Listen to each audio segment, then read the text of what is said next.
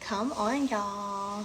Hey, hey, hey. What's up? Happy Monday. Happy Monday. Happy Monday. Whew. Hey. How are y'all doing? Oh my gosh. Are you guys ready for our second live series on our mental health awareness month? Like, this is going to be amazing. I'm super, super excited about today. If you've been watching my story, so that y'all know why I look like this, I literally was on a field trip this morning, okay? I literally ran home, literally came right and sit right here at this computer so we can get this live in, okay? So that's why your girl looks like this. I've been out there with the fifth graders today. But super, super happy and excited about today's live. Again, everyone, you guys know May is Mental Health Awareness Month. And much like I did last year, I'm having an Instagram live series where we are inviting people to come up and to really just pour into us, right? The importance of taking good care of our mental health, the importance of, self-care, the importance of pushing through. So we appreciate you guys so much. Essential Luxury Massage bought a badge. Thank you so much. And today we have two amazing guests who will be joining us, and we're going to be talking about creating mental health practices that work, that are beneficial. We all know that life gets tough. We all know that everyone is going through something. But what we have to do in the midst of that, right, is to get some strategies in place that allow us to still operate at our best self. So without further ado, we're going to get here Miss Lula Berra and Miss Dwayne Wilkerson. So hold on just a second. I see, okay, Lula is here. Yeah. Okay, let me see. I think I clicked add. Hi. Okay, there she is. Yay.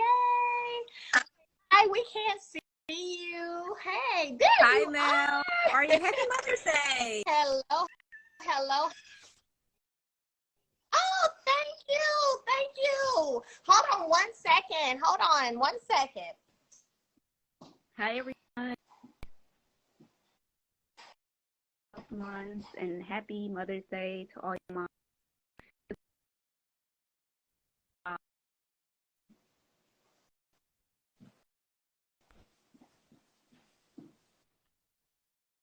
Okay. All right. Wonderful. Hi, Miss Lula. How are you? And for those of you who don't know, guys, I'm going to let her tell a little bit about herself. But this is Miss Lula Berra. She is amazing. She joined me last year for mental health awareness. Yes, She runs. can Can you hear me? Okay, you've got a delay on your end for some reason. Let me see. So I'm going to Okay, take you out. I'm going to take you out and bring you back in. Okay, so we're going to let her get that, see what's going on. She is freezing up. I don't know. So maybe she's going to move and we'll see. And then I'll come back and discuss her. But I did see Dwayne is on here. Let me bring her on up. And we will give Miss Lula an opportunity to come back and join us. So 1 second. Hey, girl. Hey, Dwayne. I'm doing well. How are you? I am You're so wonderful. you. You look beautiful, friend. Thank you, girl. Listen, I've been out there at the field trip with Mariah and her little friends and stuff today. It was fun, though. It was cool. We were running around the environmental place, and it was good. It was cool. So I ran home just in time to come over here and make sure we got on this live. You guys, Dwayne also joined me last year during mental health awareness to help pour into and share strategies and ideas on how we can maintain a positive mental health space at all times. Okay, here's Lula. She's back. Let's see.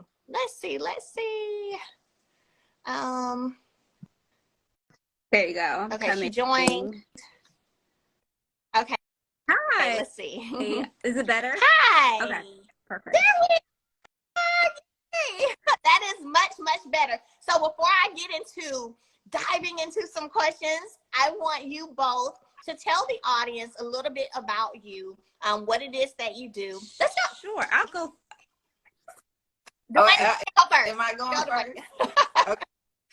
Okay. Yes, Hello. you can go. First of all, happy belated Mother's Day to everybody. So I'm Dwayne Wilkinson. I'm the owner of Prose and Pens, and I am a ghost writer, speech writer for leaders and entrepreneurs. So people who are trying to build their personal brands and they need content, but they don't have time or don't want to create it themselves, I help them with that. And I have had the privilege, the pleasure of working with some really amazing people. That's amazing. Well, hi everyone. I'm Lula Barra, and I own my own coaching consulting firm that focuses on working with Black women in the diaspora community. So if you're like immigrant first generation or just a Black woman living in America as an immigrant, I like coaching, conflict resolution, and I work organizational development work to help corporations to let Black women voices be heard in those spaces, because a lot of times we're not heard. And then also on my side, I run the Love and Marriage Huntsville page. So, there. And I was going to say that. I was going to say, and a piece that neither one of them said, Dwayne has been my friend for over 14 years. So let me throw that out there. And then Miss Lula runs the Love and Marriage Huntsville Instagram. So I was going to plug that just in case. Okay. And both of them, you guys are amazing at what they do. And what I love about both of these ladies is they really have a heart to want to see people win, specifically women, right? They want to see us win. They want to see us excel, and they want to see us do well in our careers and in life in general. And so, ladies, as you both know, being an entrepreneur, female in a lot, we're in those male-dominated industries, right?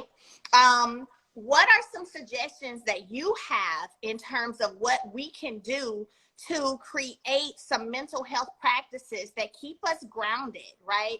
That keep us still remaining true to ourselves, but taking care of ourselves and still going after goals? Such an important question to ask. So in the spaces that I'm always in, I find myself, people always think I'm younger than I am because of my voice or how I present myself. So it took me a while to really find my voice and set my boundaries in spaces and speak my boundaries as well. So when I go into any space, I'm always communicating what my expectations are, clear communication of my expectations are, also understand what their expectations are. If they don't match, I usually excuse myself because there's no point of being in spaces where you don't align. As far as like mental health goes, I think it's important to really create your coping mechanisms. So for me, it's being able to go outside for a walk, get some sun, because if you are working from home, like a lot of us are, sometimes it's easy to just stay inside and not go out. And it's about to be summertime now, so being able to go outside, get some fresh air, surround yourself with people that pour into you, because a lot of times we find ourselves being the one to give so much for others and have nothing coming back to us. So I surround myself. I have my 5 people that I know I can go to no matter what. So what to say, like, hey, I need space to vent. Do you have the space to hear me? Because you have to also check in with them to make sure they have the space to hear you as well, because you don't know what's going on with their life.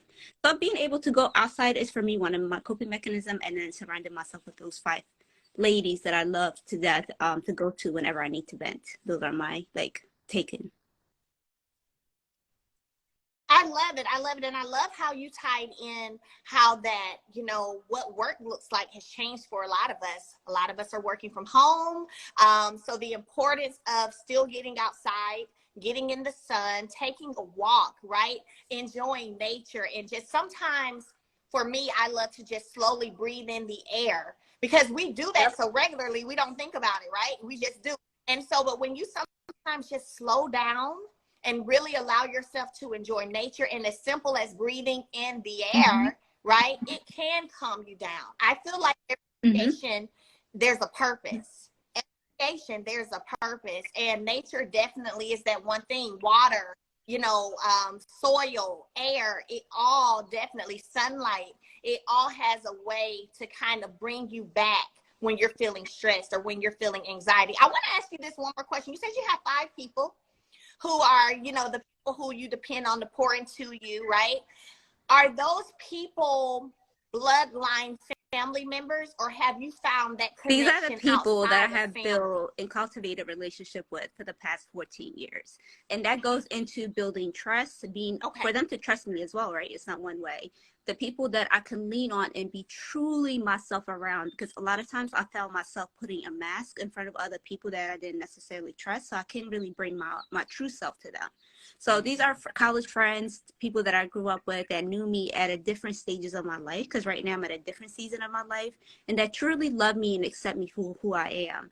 And we always say, let's create safe space for each other to be who we are that day. Because some days I'm stressed, so maybe I'm not bringing my best self. Some days I'm my happiest self, so I can bring my best self to those spaces as well.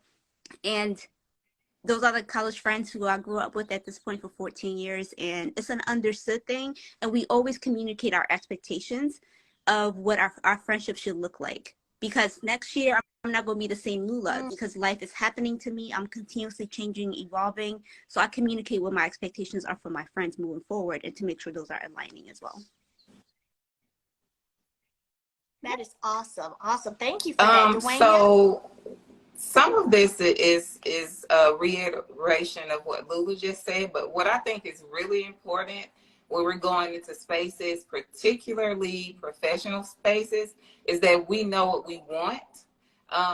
Because when you're an entrepreneur, for example, or when you are maybe even transitioning within your industry, sometimes we don't know exactly what we want, right?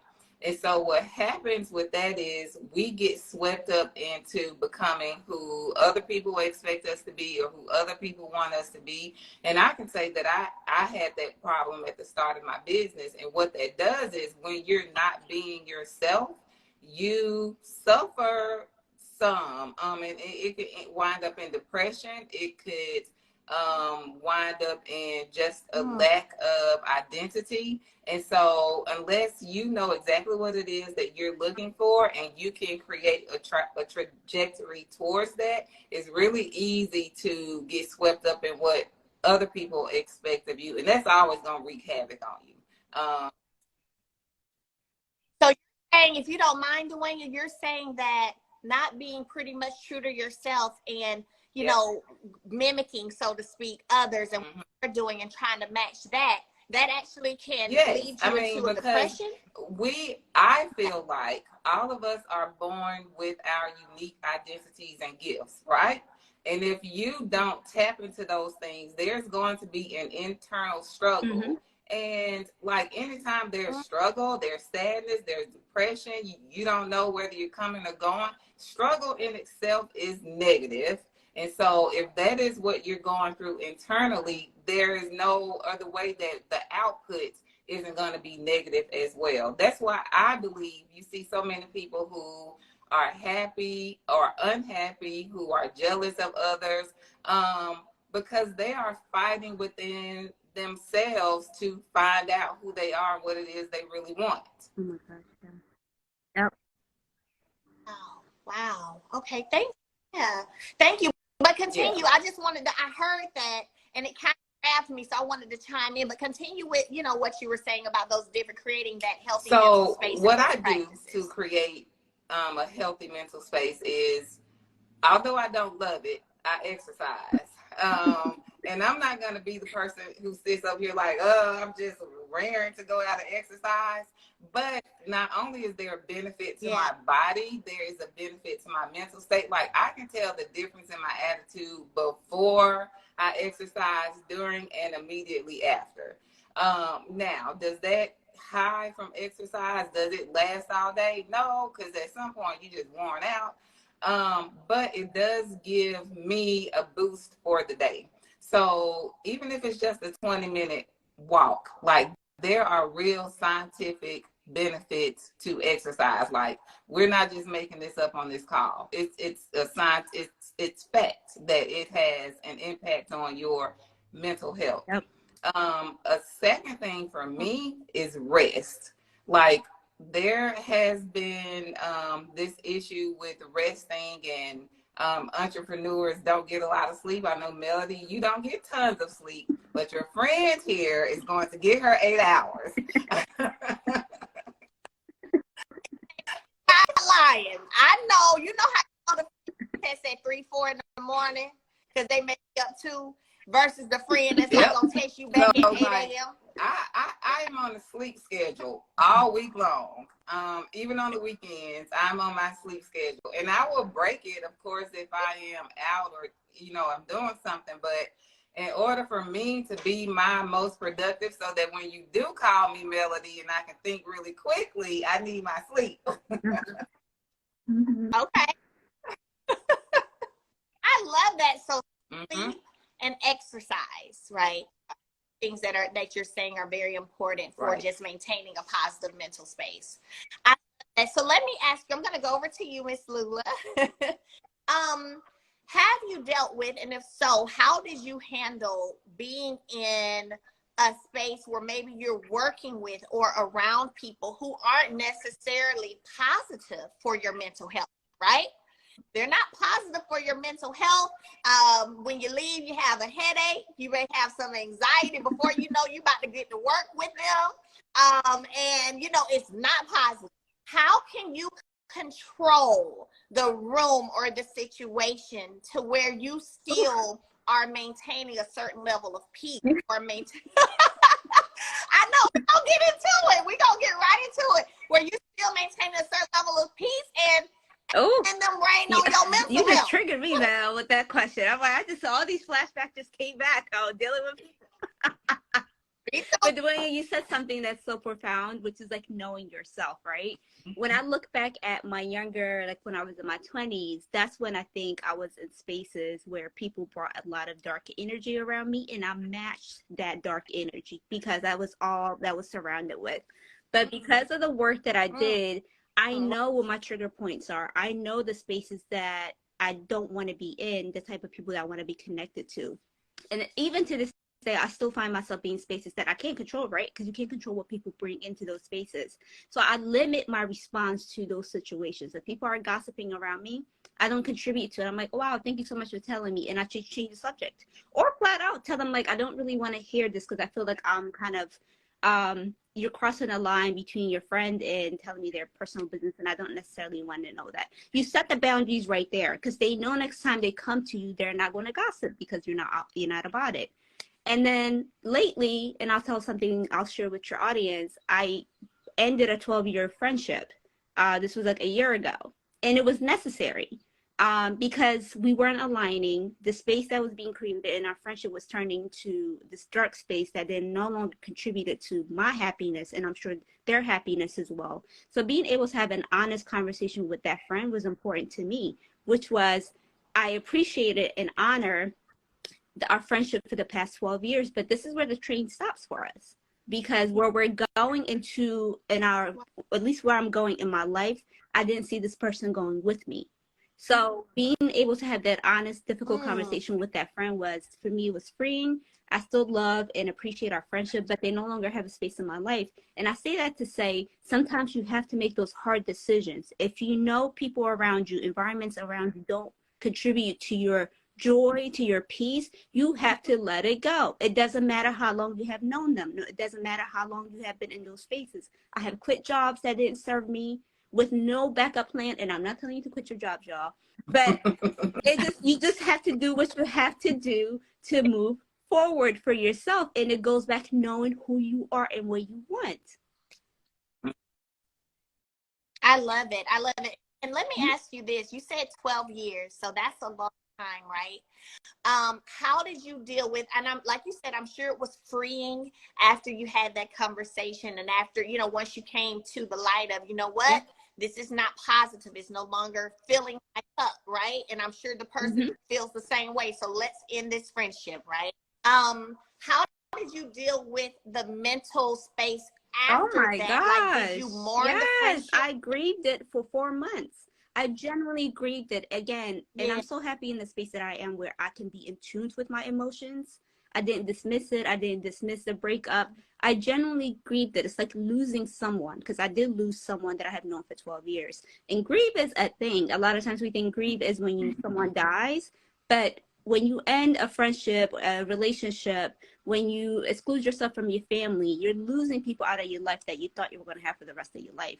So I mourned it, I grieved it, I cried. I think I was semi like really anxious for a while, because it's just like, did I make the right decision? Because you're letting go of something that's been part of you for 12 years. So I created a space for 4 months to grieve it. And it's been almost a year at this point, and I'm still at peace with my decision, because I know I made the right decision, but I made space to grieve it. Wow, wow, I love that. So if you're on this live and you recently had a friendship that you've had for a long time, or even a relationship, had a marriage, a relationship, and when we talk about mental health and being in a great mental space, know that it's okay for you for a short period of time. Grieve that. Now, I always say a short period of time, because too much of time grieving leads to depression, and that's not what, right? But that's take the time. The process. Take the time. Make space for it. Whenever you walk away from spaces that you thought was going to be part of your long journey, and you decide to walk away from it, someone said, I'm ending a relationship of 6 years in the comment section. Make space to grieve it. Understand where your emotions are. Like, if you're waking up sad, understand the root of it. Don't dismiss it as like, I just woke up sad, because that feeling is going to transfer throughout the day to the people that you love, to the work that you do.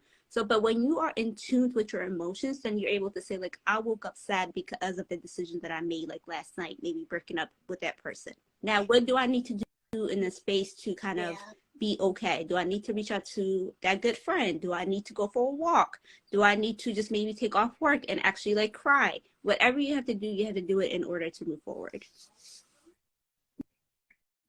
Absolutely. Thank you so much for that. And sharing. I appreciate it. Dwayne, what about you? Are times in workspace?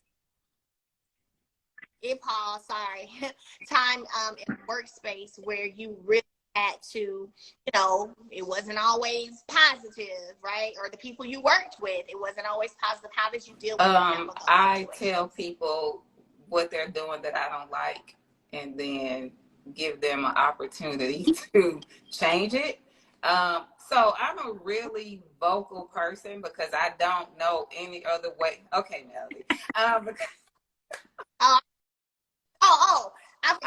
am really vocal because I literally don't know any other way to be, because when I try to hold things in, it bothers me. Like, there is anxiousness and anxiety, and rather than putting that on myself, I would prefer to just tell people how I feel and what I'm thinking. And then we can figure it out from there. So whenever I have problems with someone, I am going to address those things directly. For instance, very recently, someone invited me into a professional environment, and I went one time and I was like, this isn't for me. And so when the person called me back up to ask what I thought about it, I was just very honest. Thank you for inviting me. That is not how I want to spend my time, and here's why. And so I could tell by the look on her face that she wasn't expecting that response. But what it did for me was free me from having to show up in a space that I didn't want to be in over and over and over again. And that was not going to be helpful for me at all. And so you just said you literally put your mental health before someone else's mental health, how they may think, how they may receive what you got to say. And you said, no, I'm about to put my mental health first and let you know, girl, I ain't like it. I don't want to come back. Yes. And now, and I have to be honest and say the conversation was awkward, because as I was speaking, I could see her mood change and shift. I was like, girl, you got to power through this. You start the conversation now. And so, and once it was over, we had a chit chat about it, but I felt so relieved. Now, I don't know how my relationship with that person is going to be, moving forward, she said everything was fine, but we know that sometimes people don't always say exactly what they mean. So I don't know what my relationship with her is going to be like moving forward, but it was worth it for me to speak up for myself and say that I don't want to be involved. And if our relationship is a casualty of that, which I hope it's not, but if it does become a casualty of that conversation, then I'm willing to live with that. Yeah. And I bet you felt proud of yourself, right? And the fact that you were vocal. You know how sometimes we walk around, and I think this is part on our mental health or lack thereof, positive mental health. And some walk around holding things. Yes, someone is cooking downstairs, okay, so like all this stuff. Okay, just making sure you're good. But you know, sometimes we walk around holding things in, holding our true thoughts in, holding in what we really feel because we don't want to hurt somebody else's feelings by being honest, right? And after a while, would you ladies agree that can weigh down Oh my on goodness, you? absolutely. And that was the reason why I held up from the breakup for the 12-year friendship, because I was just like, I don't know how they will take it. Also, I don't want to be the bad person, but I was miserable. So like, you have to be able to, you know how you feel all the time, but we always put other people's feelings before us. And then we ended up being resentful, miserable, frustrated. So you still ended up showing up in this terrible spaces because you haven't spoken your truth. And I always say, you can be truthful and not be rude about it. It's not what you say, it's how you say it. So you can say in the most kindest way, but you can hold on to your truth and say it. Now, I also realized that a lot of people might not be at the same emotional maturity level as you are, so they might not be receiving what you say in a loving way. It might come off as attacking, and that's okay. You know your truth. And I promise you, years will pass by, and that person will always come around and be like, you know what, I wasn't in the space to really listen to what you said to me in that moment, but I appreciate you. And it is what it is. Like, you just have to put your emotions first, because if you continue protecting others, like, what's left for you to live off? Right. Wow. I Dwayne, do, want to because add I anything see to that? some comments saying that they are not that comfortable Mm-hmm. being vocal. And so the thing is, you have to, it's just like anything else, you have to teach yourself how to speak for yourself. I haven't always been this person, but you have to seize every opportunity you can to have honest conversations with people. It can be as simply as if a friend comes to you and says, how do I look in this outfit? And you don't feel like the outfit is the most flattering on her. Instead of saying, girl, yeah, that looks so good, because you don't want to hurt her feelings, say, I think there are other things you wear that look better.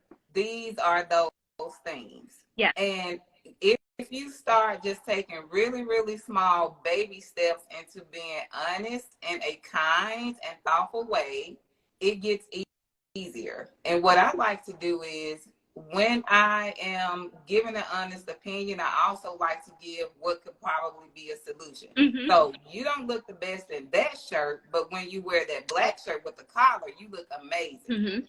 So, you know, it takes practice, and it gets easier each time you do it. Yeah. And always like know your audience, to know who you're talking to. Because you might have a friend that's like could receive that direct message, but you might have others who need a little like fluffing before you say what you need to say. Yeah.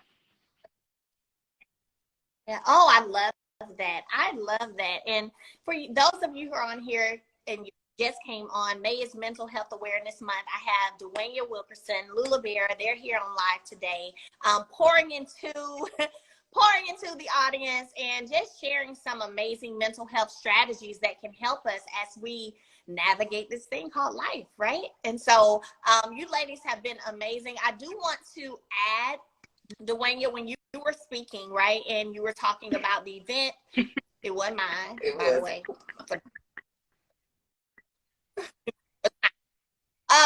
But I can attest to the fact that Dwayne is definitely a straight shooter. She's very direct. She's very honest. But because of that, you will learn that once you become, and like you said, teach yourself and train yourself how to just be forthcoming and be honest. Because of that, people are going to respect you. Like, I send things and ideas to Dwayne all the time, right? And I'm like, hey, girl, what you think about this? Do you like this title? Hey, you know, what you think about this picture? And I know, like, when I send that to her, I know she's about to give me a straight up honest answer. It ain't going to be what she thinks I want to hear. She's not going to care if it hurts my feelings or not. It's the truth. She don't care if it's gonna hurt my feelings, and it don't matter if I done thought of this title all for the whole month, and I'm sending it for to ask her. If she don't like it, she's gonna say, no, I don't like that. And I don't get offended. I appreciate that. When you have friends who are honest, who are direct with you, who keep it 100 with you at all times, it's good to have those kind of people around you. And like I told y'all earlier, we've been friends for over 14 years. And I tell people this, I don't know if they believe me, Dwayne. We've never even had a falling out. We've never had a falling out, but we haven't always agreed. No way. See, that's a little extra. We haven't always agreed, but I think the respect is mutual. And because of that, we just respect each other's thoughts and opinions. Oh, okay, girl, that's what you think. Okay, well, I feel differently, but that's cool. You ready to go grab something to eat? You know what I'm saying? Like, it's not ever anything. I've never had a conversation with Dwayne where I left that conversation mad, upset, still holding on to it. And I think those are the type of relationships, friendships, right, that we have to have so that we don't have things weighing on us mentally heavily because we're not speaking up, because we're not sure if the person's being honest with us, right? So it's important. It's important. And then Lula shared with you guys how she had to end a 12-year friendship because she realized that connection, that friendship was no longer serving purpose. Was no longer serving purpose, and that's okay too. So we also, they said, take some walks, exercise, get some vitamin D. And I talked about breathing in the air and just really taking in nature, right? Y'all have been amazing. I appreciate so very much. You know, you're always welcome to come back anytime. To everyone on the live, thank you all for tuning in. Again, we have Dwayne Wilkerson, Pros and Pens, Lula Berra. She's an amazing coach. Both of women are pioneers, you know, and advocates for Black entrepreneurship and for Black women leading the way. And so I appreciate y'all so much. Let me say this about you, Mel. So Melody has been super consistent in talking about mental health for the past, at least she has been doing this for 2 years that I know of. And I know she's been talking about this outside before the cameras came in.